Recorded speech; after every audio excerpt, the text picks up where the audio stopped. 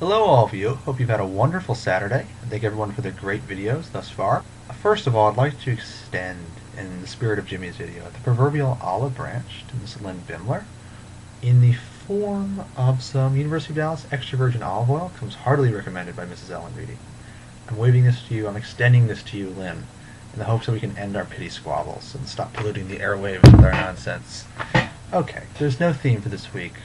In my case, the consequences perhaps will be disastrous. Hopefully we can steer clear of that. I think to a conversation. It took place midway through the Rome semester. No doubt all of you had a similar conversation. Miss Jessica Deal asked me, do you miss anything about America? Or rather, more directly, what do you miss about America, assuming I missed something? I could easily have stayed, I must say, in Italy another 4 months and been very happy. Wouldn't have cried over, wouldn't have batted an eyebrow. Would have been fine with that.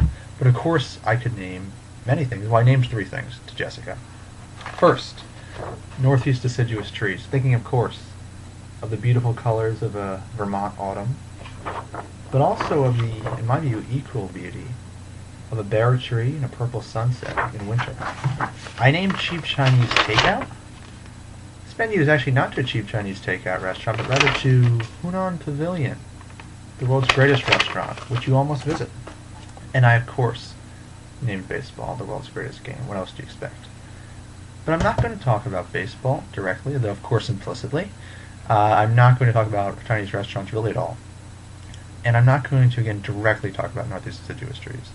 Rather, I'd like to address a disturbing characteristic of Americans. I think you have, in some ways, 2 different kinds of bad American. You have the boorish American, obsessed with his country to a really unhealthy degree. Not patriotic, but nationalistic, thinks America's the best in everything. That person is silly. But you also have the, what I call the self-flagellating American. You know the person. Maybe you're one of them, I hope not. He goes to Europe, he spends thousands of dollars, he spends 4 months there, let's say like us, and he sees the glories of the Louvre, which he knows he'll never see in America except perhaps in a temporary exhibit at the Met. He sees the Charles Bridge in Prague, and he's overwhelmed by the beauty and the grandeur. He spends time in the Eternal City, the holy city of Rome, and he just throws up his hands and says, my country is all about car-driven suburbs, car-based cities, being obese, making money. I'm here to tell you that that person is a fool, and he's not to be listened to, and he's dangerous, and I hope you're not one of those people. I think also to conversations I've had with Danny.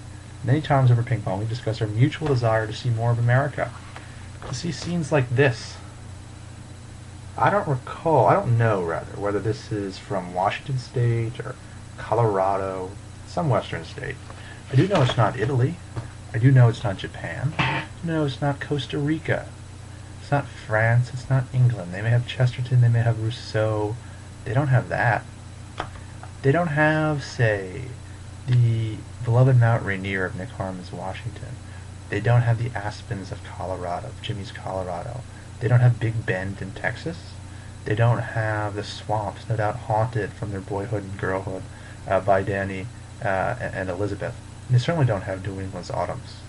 We have things they don't have. It's called our landscape. And I suggest you see it. With Danny, with I hope, some point in your lives, you take your children, or just go by yourselves, and you'll see America. You will not be the self-flagellating American. We have things they don't have. We have, for instance, my favorite scene of America. Perhaps my favorite photograph ever. Picture of 2 kids in Maine playing baseball on a farm field under an impossibly beautiful sky. Where else are you going to get it?